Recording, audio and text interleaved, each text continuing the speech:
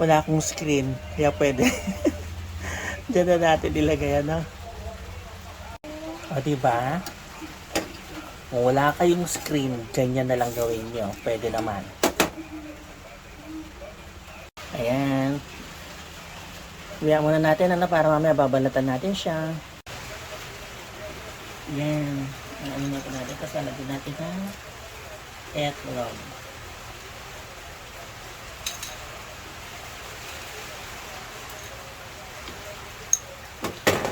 Ayan.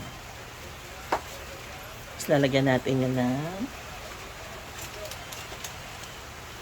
breading, ano.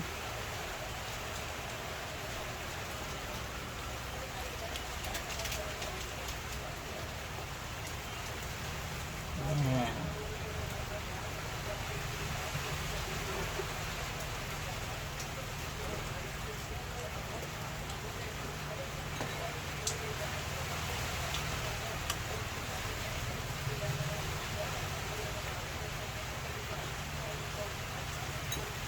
Lalagyan natin ng breadcrumbs. Para mas masarap, ano. Ayan. Justify na lang natin siya. Pipituin na natin ang ating mga talong.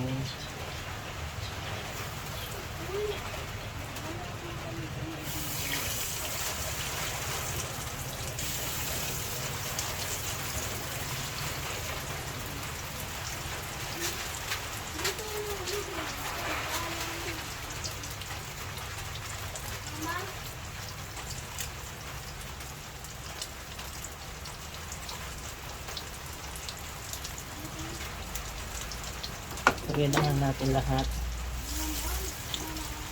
Kaya ang space.